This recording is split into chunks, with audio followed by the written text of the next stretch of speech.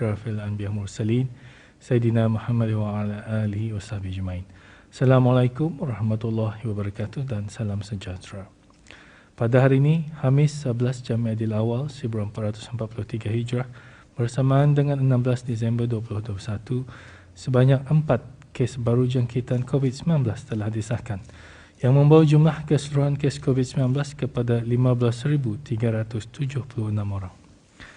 Jumlah kes baru ini adalah hasil daripada 3,913 jumlah ujian makmal yang dilakukan dalam tempoh 24 jam yang lalu. Oleh itu, kadar kes positif pada hari ini ialah sebanyak 0.1%. Di kalangan kes-kes yang sedang dirawat di Pusat Pengasingan Kebangsaan, tidak ada kes dalam kategori 4 dan 1 kes adalah dalam kategori 5 yang memerlukan bantuan mesin pernafasan dan dirawat di unit rawatan intensif. Sementara itu, tidak ada kematian yang dikaitkan dengan COVID-19 telah dicatatkan dalam masa 24 jam yang lalu. 12 kes telah disahkan sembuh pada hari ini yang membawa jumlah kes yang sembuh di negara Brunei Darussalam kepada 15,058 kes. Manakala jumlah kes aktif ialah sebanyak 218 kes.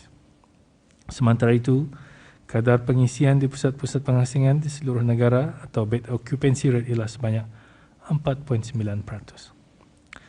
Sehingga kemarin 15 Disember, pencapaian program vaksinasi kebangsaan adalah seperti berikut.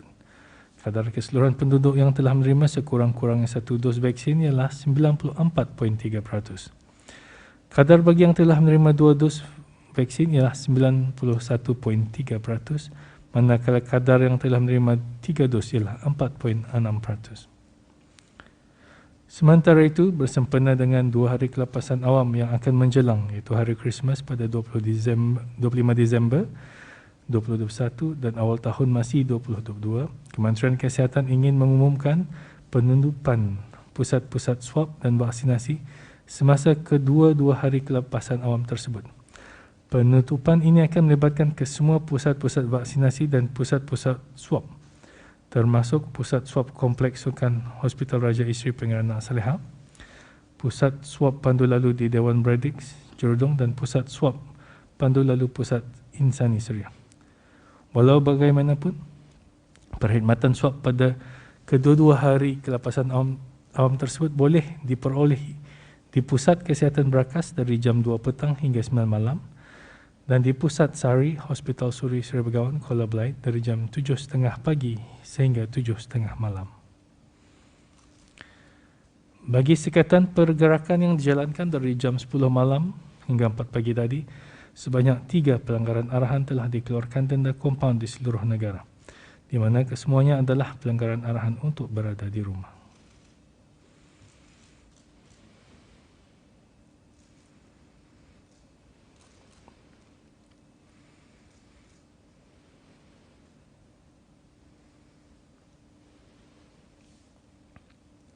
Patuhi garis panduan semasa fasa endemik bagi keselamatan dan kesejahteraan kita ni semua.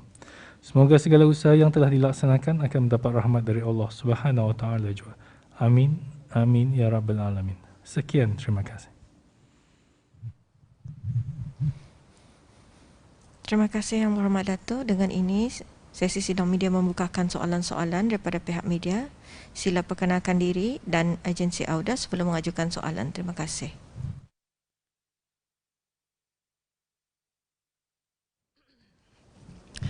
Selamat petang Yang Berhormat Imam Menteri. Saya Nalisa dari Bruneian. I have 2 questions for Yang Berhormat Second Minister of Finance and Economy and Minister Prime Minister's Office.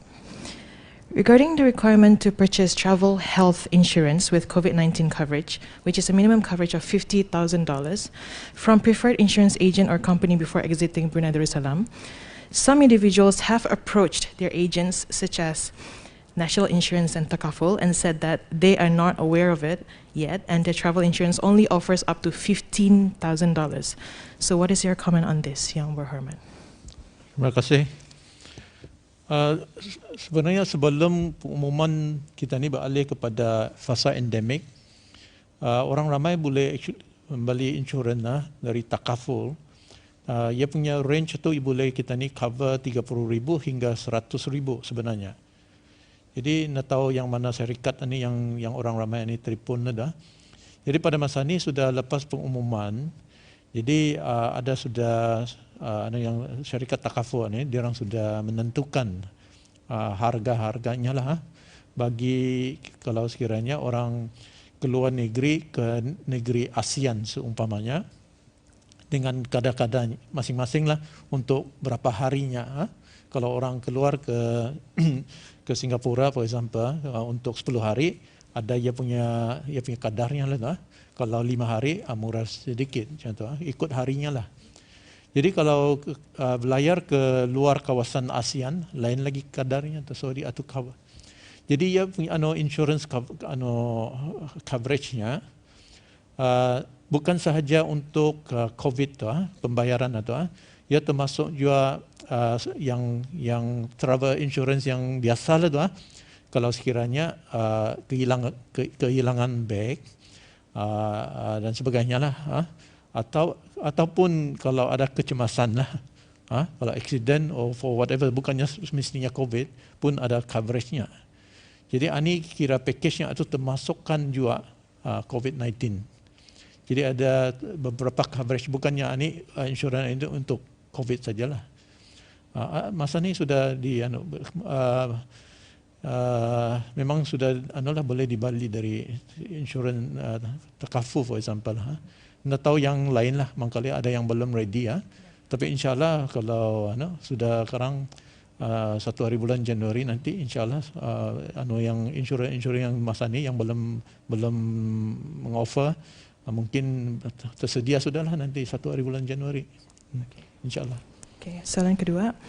Your Madatu, there are some government departments and offices where space is quite limited, and there's also a situation where staff are instructed to work from the office with 100% capacity, whereas the allowed capacity is only 75%. So what is Your Madatu advice on this matter? Ini kita ni masa ni fasa endemik awal ni kita ni membenarkan 75% capacity premise. Jadi maksudnya kalau premis itu dapat accommodate sekiranya 50 orang. Jadi pekerjanya 50 orang hanya.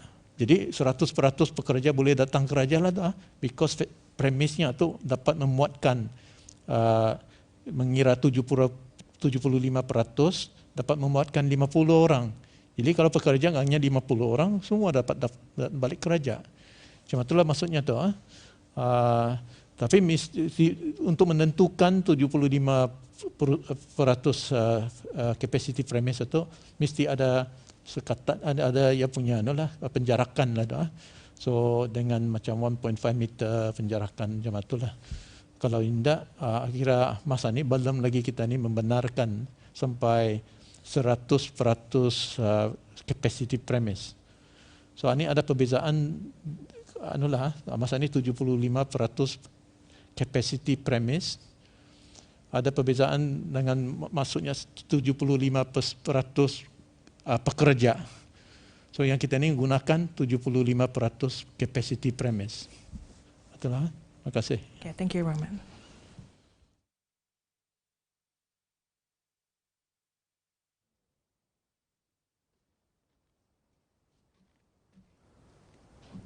This is James from Bonnet Reading, Good afternoon to Yang Berhormat Datuk Minister at Prime Minister Office and Second Minister of Finance and Economy, and Yang Berhormat Datuk Minister of Health. My question is for the Minister at Prime Minister Office and Second Minister of Finance.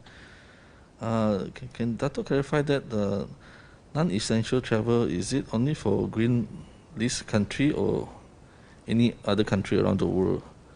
And how about applying for approval for travel?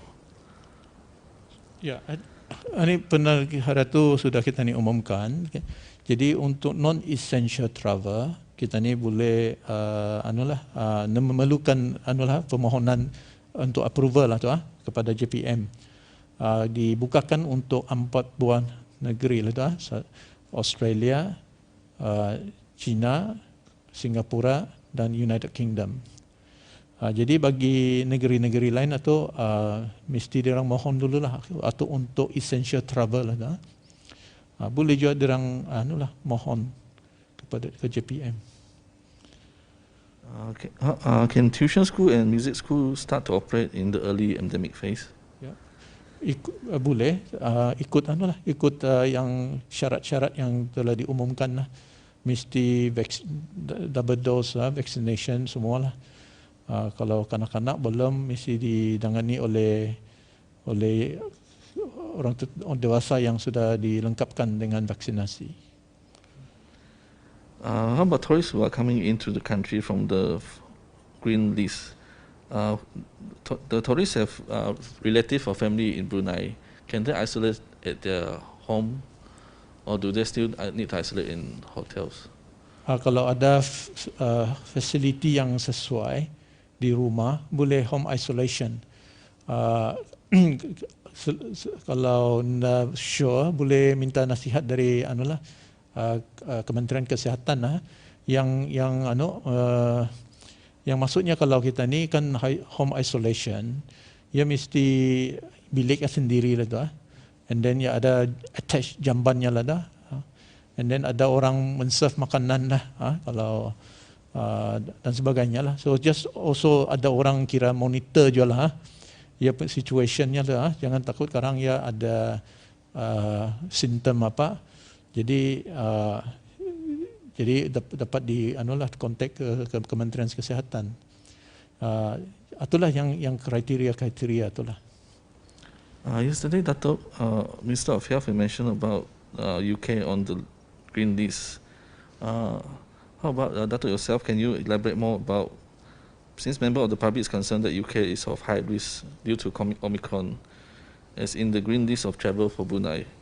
Maybe Dato' can comment a little bit on this. Kalau kita ni lihat masa ni bukannya saja di UK lah, beberapa negeri pun kedapatan ada Omicron varian. Jadi yang kita ni tahu Omicron ini infection rate-nya tu lebih tinggi daripada Delta. Memang situasi ini sentiasa dipantau masa ni lah. Bukannya saja di United Kingdom, yang negeri-negeri lain ya sama juga tu. Terutama sekali ia punya hospitalization rate. Jadi yang kita ni tahulah ya tinggi. Tapi yang kan dipantau itu hospitalization rate itu.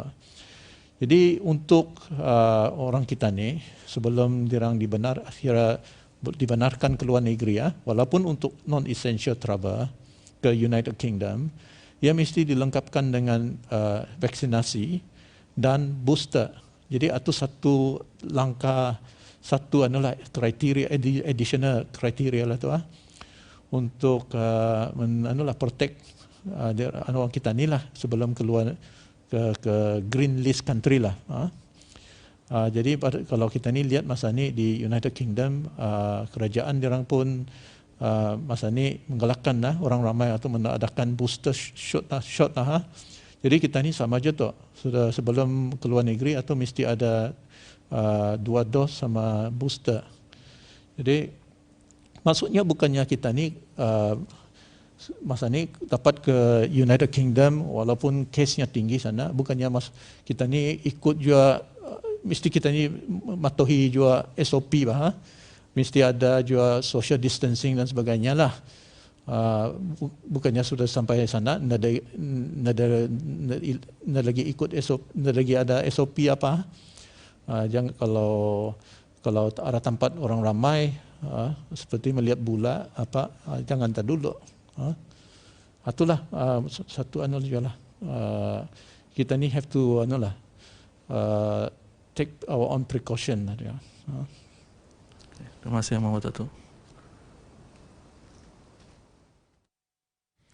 Terima kasih atas soalan-soalan yang diajukan dan terima kasih juga kepada Yang Berhormat Dato' atas penjelasan yang diberikan. Dengan ini kita tutup sidang media pada petang ini dan sekali lagi mengucapkan ribuan terima kasih kepada semua dan rakan-rakan media yang hadir. Sekian wabillahi taufiq wal hidayah. Wassalamualaikum warahmatullahi wabarakatuh.